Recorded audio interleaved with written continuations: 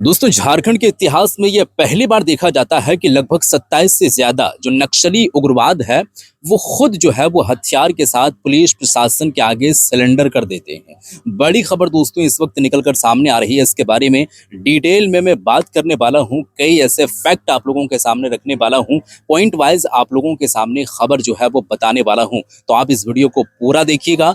और यहाँ पर एक और बात मैं आप लोगों के सामने जो है वो रखूंगा।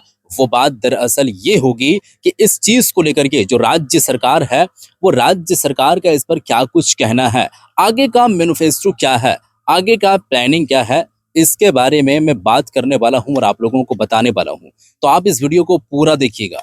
जो है वो काफी जानकारियां आप लोगों को मिलने वाली है और अब तक की जो है बड़ी खबर इस वक्त निकल करके सामने आ रही है। तो वीडियो को जो है हम शुरू करेंगे और आप लोगों को बताएंगे। इस वीडियो को पूरा देखिएगा और लाइक करके चैनल को भी सब्सक्राइब जरूर कर लीजिएगा। देखिए दोस्तों, सबसे पहले अगर मैं बात आप लोगों को बताऊंगा तो आखिर में ये खबर है क्या, और इसके बारे में डिटेल में बात अगर आप लोगों को बताऊं तो 27 नक्सलियों ने जो है वो सरेंडर कर दिया है। और ये सरेंडर करने वाली जो खबर एक तरीके से इतिहास रच देती है, और इतिहास रचने वाला जो झारखंड के राजनीतिक में या फिर एक एक तरीके से कहा जाए झारखंड राज्य जो अलग हुआ है वो उस समय जो है वो ये निकल करके सामने अब तक नहीं आया था, जो अभी निकल करके खबर सामने आ रही है। देखिए, 8 जो है वो नक्सलियों पर करीब 33 लाख रुपए का भी इनाम यहाँ पर घोषित किया गया है। सिलेंडर के दौरान यहाँ पर LMG, इंसास या फिर SLR जैसे हथियार भी यहाँ पर जमा किए गए हैं, जो शायद आप लोगों के सामने यहाँ पर वीडियो फुटेजेस जो है वो देख भी पा रहे होंगे। अब यहाँ पर आखिर 27 नक्सलियों ने सरेंडर क्यों किया है, इसका भी कारण मैं आप लोगों को बता ही देता हूँ।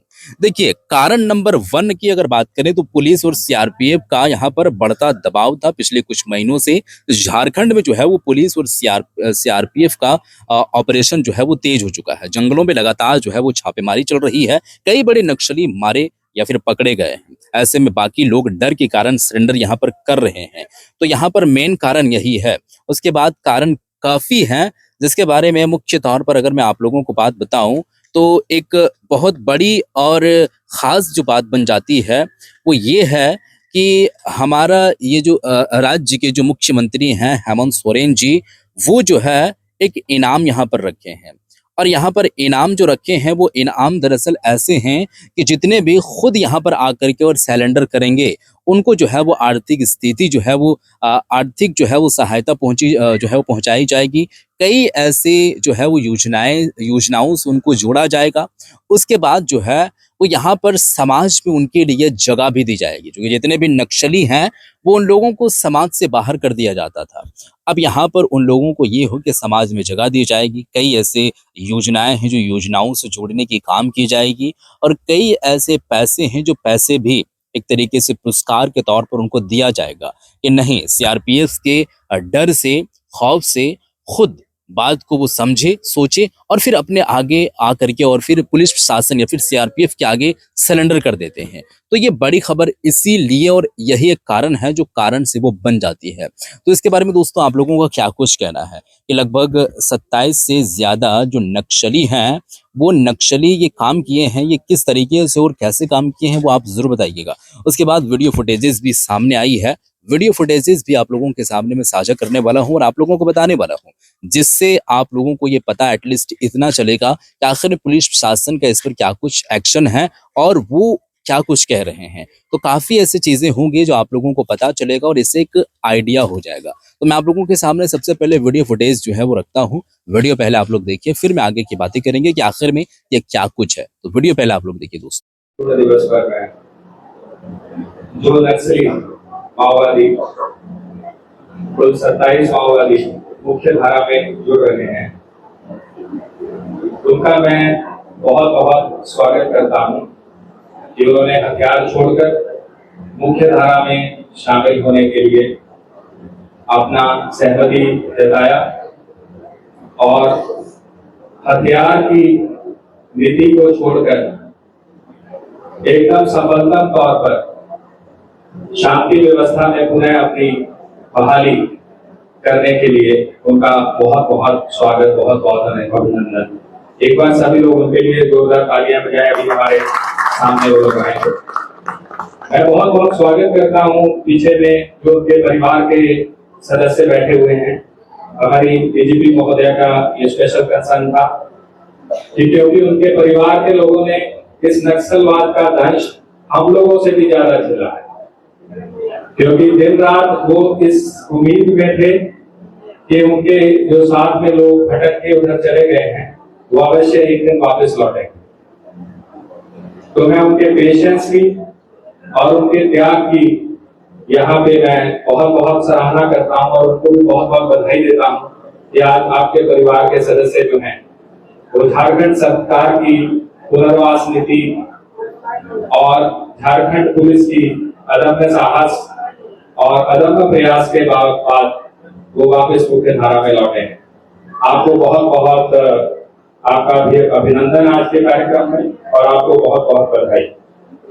आईजी ऑप्स ने और आईजी सीआरपीएफ ने आपको ऑपरेशनल डिटेल्स बताया है कि कुल 27 माओवादी जो है आज सरेंडर कर रहे हैं। हथियार आप लोगों के सामने है, सभी के सामने।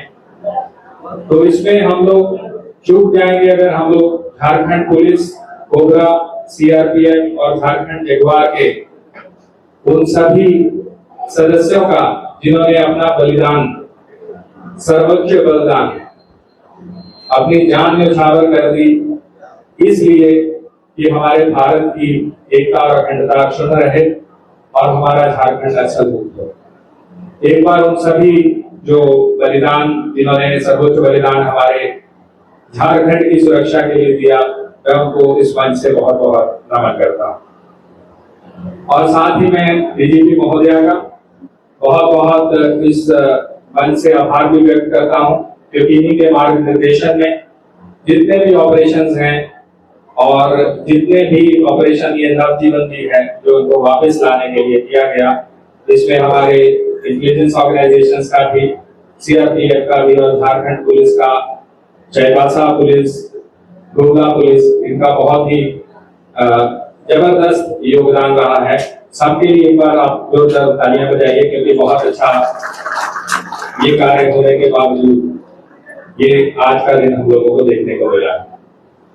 अब मैं बहुत ज्यादा नहीं बोलूंगा, एक बार पुनः मैं सभी जो माओवादी सरेंडर किए हैं उनका मुख्य धारा में स्वागत करता हूं और बाकी जितने लोग अभी जंगल में हैं, जो बहुत ही एक छोटा सा नंबर रह गया है, आज के इस प्रोग्राम के बाद वो अवश्य देखेंगे कि झारखंड सरकार किस तरीके से, झारखंड पुलिस किस तरीके से खुले हाथों से उनका स्वागत करने के लिए तैयार है और वो भी मुख्य धारा में जल्द ही लौटेंगे, ऐसा मेरा पूर्ण विश्वास है।